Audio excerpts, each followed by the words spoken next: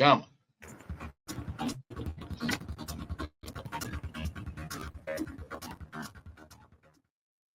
Um homem embarca em um trem em Milão, silencioso, comum, carregando um livro de bolso e uma pasta fina. 2 fileiras atrás dele, uma mulher desliza o dedo pela tela do celular. Do outro lado do corredor, um fotógrafo registra a paisagem italiana pela janela. Passageiros normais em uma manhã normal. Exceto pelo fato de que nenhum deles é quem aparenta ser. 3 horas depois, o homem é encontrado morto em um banheiro trancado, com espuma nos lábios e um leve cheiro de amêndoas no ar. Nenhuma arma, nenhum sinal de luta. As autoridades inicialmente classificam a morte como causa natural, até que as impressões digitais revelam algo perturbador. O corpo pertence a um comandante sênior do Hamas, que Israel caçava havia anos. Aquilo foi uma neutralização perfeita, invisível, impossível de rastrear e executada em movimento. O condutor bateu 3 vezes antes de forçar a porta do lavatório. O que encontrou ali dentro daria início a uma investigação internacional que exporia a engrenagem invisível dos assassinatos modernos. O corpo não apresentava traumas, nenhuma marca de violência, nada que sugerisse crime. Ainda assim, em poucas horas, agências de inteligência em 3 continentes trocavam comunicações criptografadas sobre um homem que morreu exatamente da forma como os operativos mais elitizados de Israel são treinados para fazer pessoas desaparecerem. Mahmoud al-Khaled não era seu nome verdadeiro. O passaporte era apenas uma entre 27 identidades falsas usadas ao longo de 8 anos, operando nas sombras entre Gaza, Damasco e capitais europeias. Para o Hamas, ele era Abu Tariq, o engenheiro silencioso que desenhou redes financeiras responsáveis por movimentar milhões em financiamento de armas. Para o Mossad, ele era a prioridade máxima, um alvo cuja eliminação havia sido autorizada nos mais altos níveis do governo israelense. E para os passageiros que dividiram o vagão 4 com ele naquela manhã, era apenas mais um viajante discreto, lendo um livro e cuidando da própria vida. O que nenhum deles sabia era que 2 fileiras atrás sentava uma mulher que não era turista, que o homem fotografando a paisagem não era um fotógrafo amador, que sob o assento à frente de Mahmoud havia um dispositivo modificado, menor que um frasco de desodorante, programado para liberar uma toxina tão sofisticada que imitaria uma parada cardíaca horas após a exposição. A engrenagem do assassinato havia... Mano, essa loucura, eles fazem coisas impossíveis, mano, que não dá pra imaginar como é que esses caras são treinados, né? Havia sido acionada dias antes. E no momento em que o trem deixou a plataforma de Milão, a morte de Mahmoud já era uma certeza matemática. Esta é a história de como serviços de inteligência transformam um homicídio em arte, de como a burocracia se torna a arquitetura da eliminação, e de como um homem pode ser morto em plena luz do dia, deixando investigadores apenas com perguntas. É a história da guerra invisível travada nas cidades europeias, por operativos cuja maior arma não é a violência, mas a capacidade de fazer a violência parecer outra coisa. E revela algo ainda mais sombrio do que uma única morte: a existência de um sistema global onde certas pessoas podem ser apagadas da existência com precisão cirúrgica, deixando para trás apenas a ilusão de ordem natural. Compreender como Mahmoud morreu exige compreender quem ele era. E por que sua eliminação foi considerada necessária por um Estado a milhares de quilômetros de distância. Nascido em 1967, na cidade de Gaza, ele cresceu em bairros onde o cheiro de sal do mar se misturava ao da pólvora. Seu pai era professor e sua mãe trabalhava como enfermeira em uma clínica da ONU. Desde a infância, ele observava tanques passarem diante de sua casa e soldados gritarem ordens em idiomas que ainda não compreendia. Cada explosão se gravava em sua memória, como uma promessa silenciosa de algo que um dia seria cumprido. Gaza, nas décadas de 1970 e 1980, era um laboratório de ocupação. Postos de controle, toques de recolher, prisões arbitrárias, a humilhação diária da vida sob controle militar. A família de Mahmoud lutava como todas as outras, sobrevivendo com alimentos racionados e evitando chamar a atenção errada das patrulhas israelenses, ele aprendeu cedo que sobreviver exigia observação. Você observava mais do que falava, guardava rostos e nomes, tornava-se invisível quando necessário e visível apenas quando útil. Esses instintos definiriam mais tarde sua metodologia operacional. Registro. O cara desde novo faz isso, né, mano? Desde sempre, pelo ambiente que ele vivia, sinistro. Os escolares o descrevem como perturbadoramente calmo e excepcionalmente disciplinado. Enquanto outros estudantes reagiam emocionalmente à violência constante ao redor, Mahmoud a processava de forma analítica. Destacava-se em matemática e idiomas, ensinando-se hebraico ao ouvir secretamente transmissões de rádio do exército israelense e transcrever o que escutava. Na adolescência, já transportava mensagens para grupos locais de resistência, escondendo bilhetes codificados sob o forro dos sapatos e atravessando bairros enquanto patrulhas israelenses observavam sem suspeitar do adolescente silencioso. A primeira intifada eclodiu quando Mahmoud tinha 20 anos, transformando Gaza em um campo de batalha de pedras contra blindados. Ele observava dos telhados enquanto jovens atiravam pedras em jipes militares, gestos simbólicos de resistência que geralmente terminavam em prisões ou algo pior. Mas Mahmoud percebeu algo que outros não viram. O poder não estava na força, mas na precisão. Violência sem estratégia era apenas ruído. Essa percepção moldou tudo o que veio depois, transformando-o de mais um jovem revoltado em algo muito mais perigoso. Um estrategista que entendia que paciência e cálculo alcançavam o que a raiva jamais conseguiria. O que diferenciava Mahmoud? O cara é inteligente, mas foi inteligente por mal, né, mano? E aí ele acabou mexendo com um estado que ele não devia. Os caras que matam silenciosamente. O de outros militantes não era ideologia, mas metodologia. Ele não era movido por ódio cego, e sim por análise fria. Via o conflito como uma ciência de tempo e alavancagem, não como emoção. Amigos o descreviam como meticuloso, nunca impulsivo, nunca barulhento. Seu temperamento permanecia enterrado sob camadas de controle. Carregava um pequeno caderno de bolso, repleto de frases codificadas, diagramas e números. Registrava cada encontro, cada contato, cada risco potencial à segurança. Sua obsessão por ordem beirava o ritual. Preferia números pares para reuniões, quartos de hotel com numeração par, dígitos pares em códigos telefônicos. Para ele, estrutura significava segurança. Desordem significava morte. Raramente sorria, mas quando o fazia, era sempre com um propósito específico: acalmar, enganar ou comandar. Evitava álcool e multidões, escolhendo a solidão em vez dos riscos da interação social. Um confidente lembraria mais tarde de uma frase que resumia toda a sua visão de mundo: um homem que fala demais se torna um mapa que outros podem ler. Um homem que escuta se torna uma sombra. Essa sombra tornou-se sua identidade. Pega a visão, hein? Entendeu? Vamos continuar acompanhando aí. A persona operacional que lhe permitiu circular por territórios hostis durante décadas sem ser capturado. Dentro do Hamas, Mahmoud ascendeu por meio da acumulação paciente de confiança e competência demonstrada. Não buscava liderança por carisma ou discursos, mas por resultados. Quando outros planejavam operações que falhavam, as dele funcionavam. Quando outros expunham suas redes por descuido, as dele permaneciam compartimentadas e seguras. No final da década de 1990, ele havia se tornado indispensável. O homem capaz de movimentar dinheiro através de fronteiras, coordenar remessas de armas e manter comunicações entre células separadas, sem deixar rastros digitais que os serviços de inteligência pudessem seguir.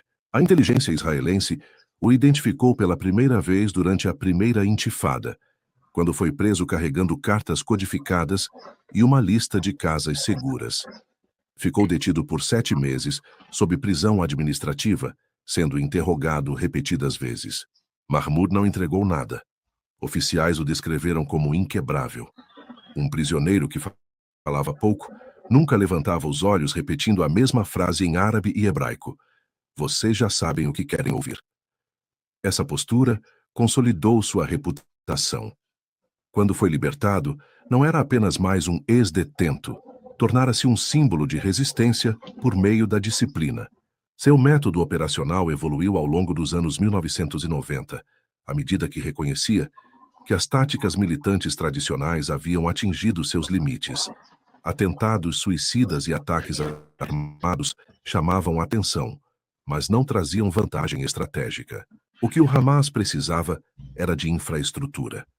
Redes invisíveis de finanças e logística capazes de sustentar operações por anos, não meses. Mahmoud tornou-se o arquiteto dessa infraestrutura, projetando sistemas descentralizados em que cada célula conhecia apenas seus contatos imediatos, garantindo que, se uma parte fosse comprometida, toda a rede não colapsasse.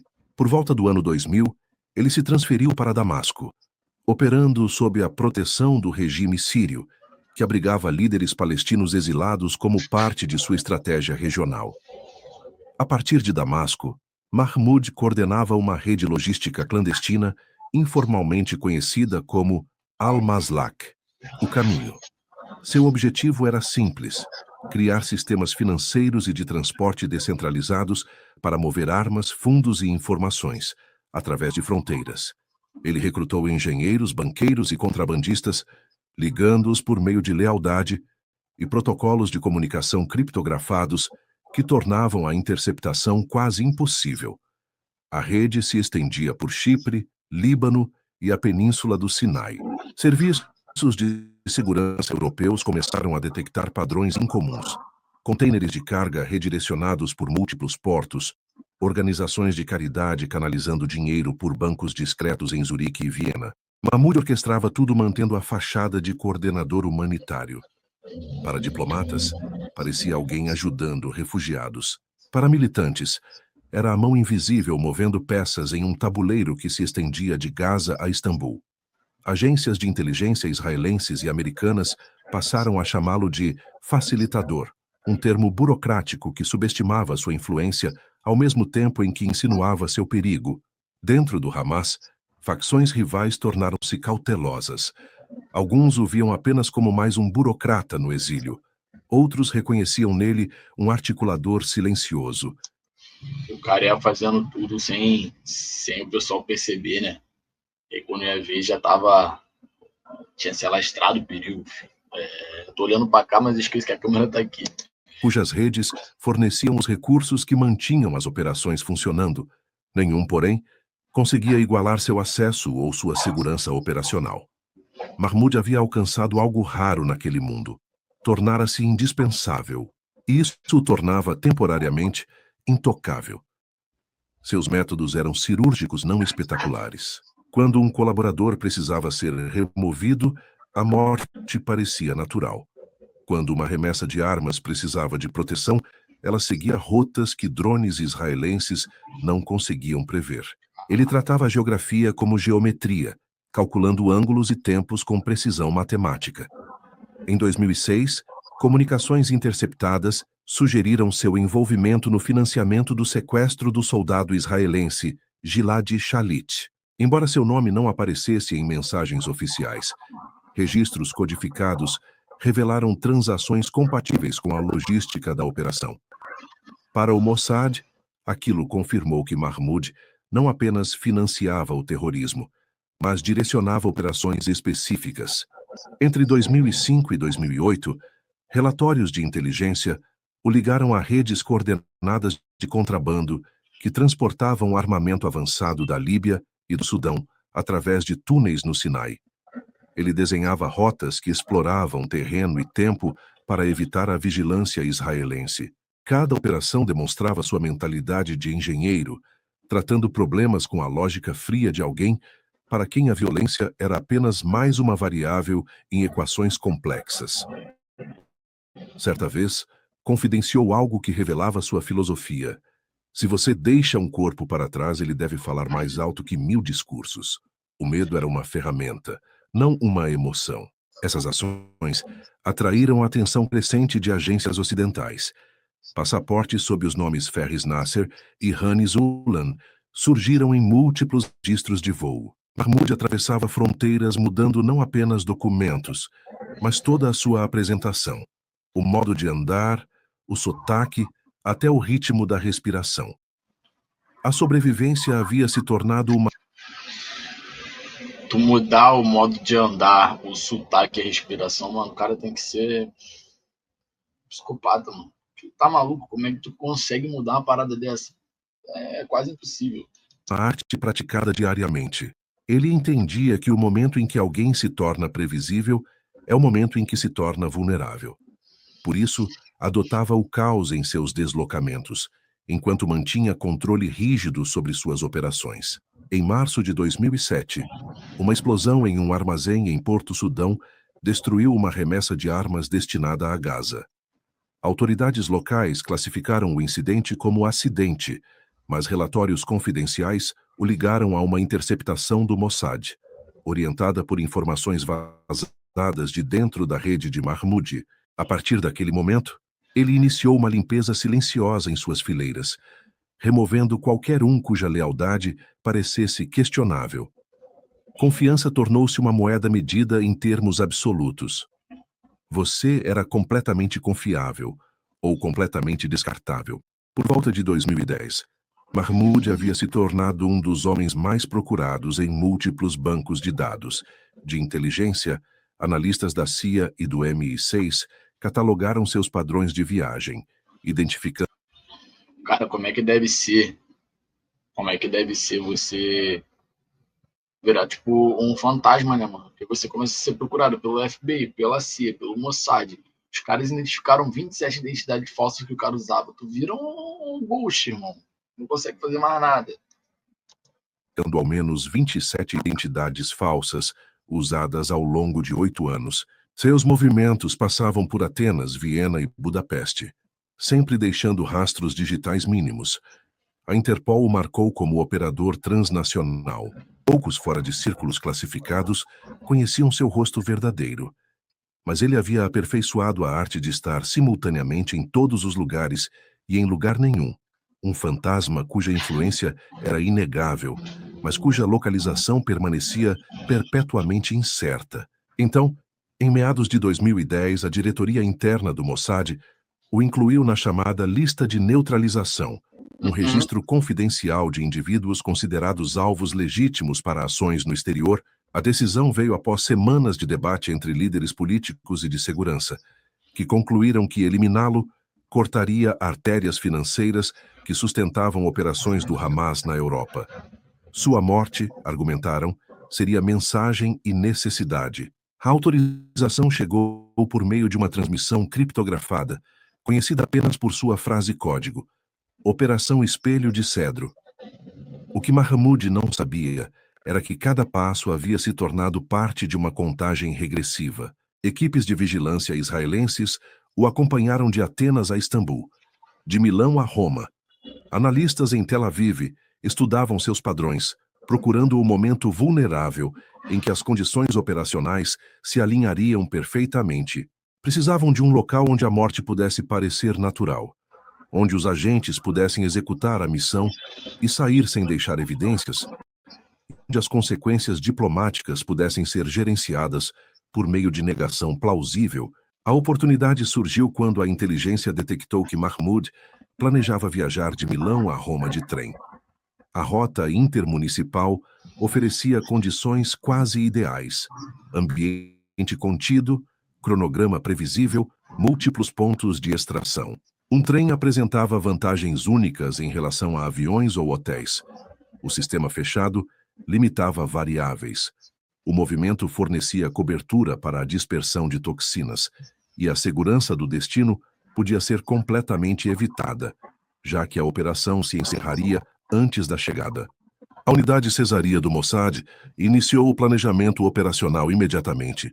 A cesaria era especializada em eliminações no exterior, recrutando membros das unidades militares mais elitizadas de Israel e submetendo-os a anos de treinamento adicional em vigilância, armas, protocolos de fuga e condicionamento psicológico necessário para matar com distanciamento profissional. Suas operações seguiam um modelo refinado ao longo de décadas. Os caras são treinados durante 2 anos para fazer a primeira operação. Eles estudam coisas que, tipo, para onde que vai sair a toxina, para onde que eles vão dar fuga, em quanto tempo eles vão estar fora, em quanto tempo que o dano vai fazer o efeito, quanto tempo o cara vai estar morto. Mano, você acompanhar as operações do Mossad, você consegue entender que os caras são fora da curva, são de outro mundo. São operações especiais. Equipe mínima para reduzir exposição, compartimentação máxima para evitar comprometimento e compromisso absoluto de não deixar rastros identificáveis. 3 agentes foram selecionados para a missão Milão-Roma.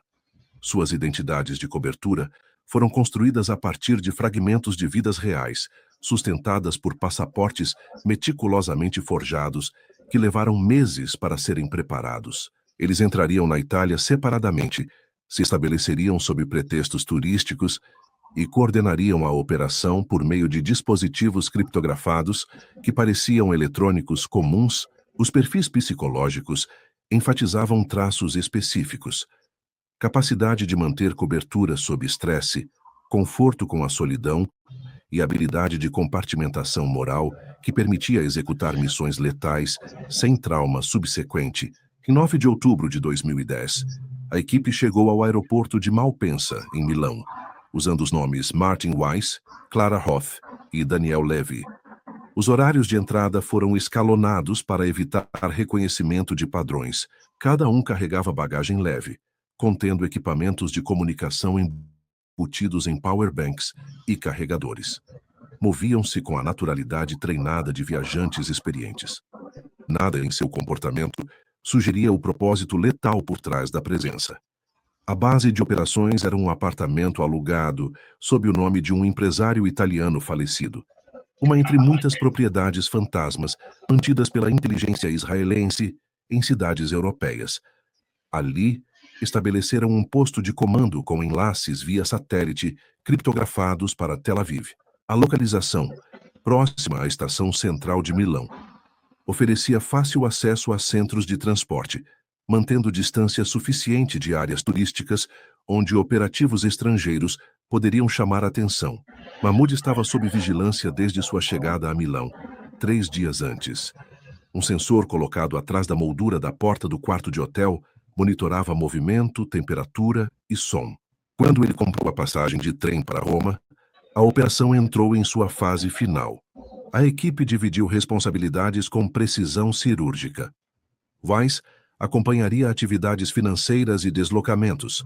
Roth se posicionaria no mesmo trem, fingindo ser uma viajante casual.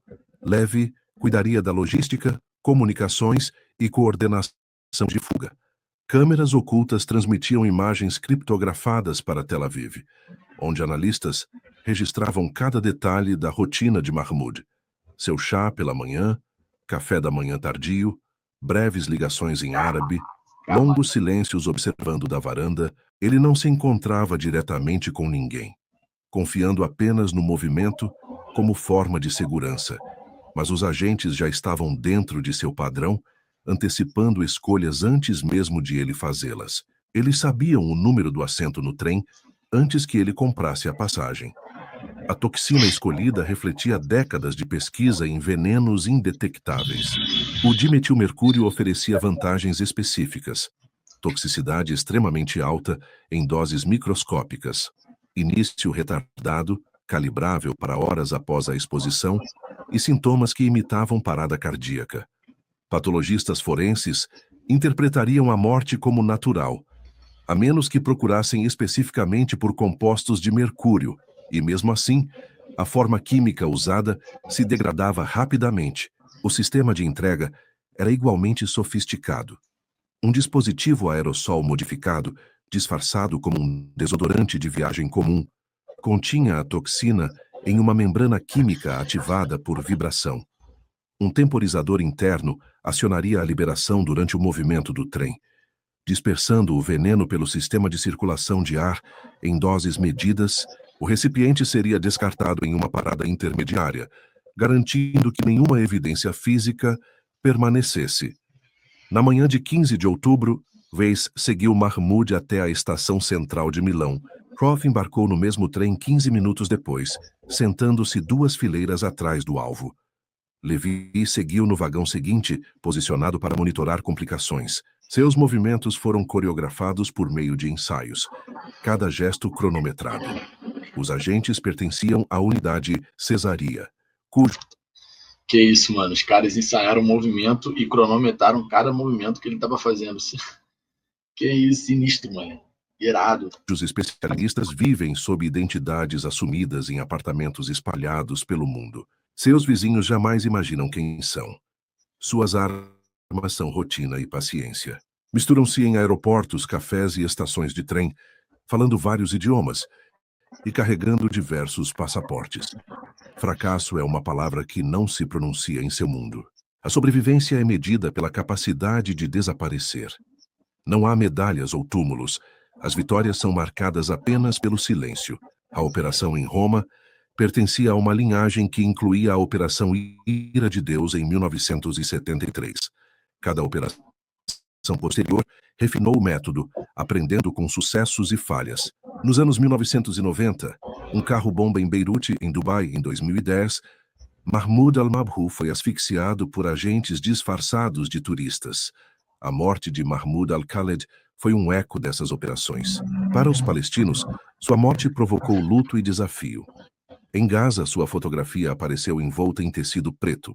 Multidões se reuniram para funerais simbólicos, exaltando-o como um mártir da precisão. Em Tel Aviv, o episódio passou sem cerimônia. Analistas arquivaram o dossiê com distanciamento clínico. O objetivo fora alcançado. As redes do Hamas seriam desorganizadas temporariamente. A reação internacional expôs as contradições da política estatal moderna.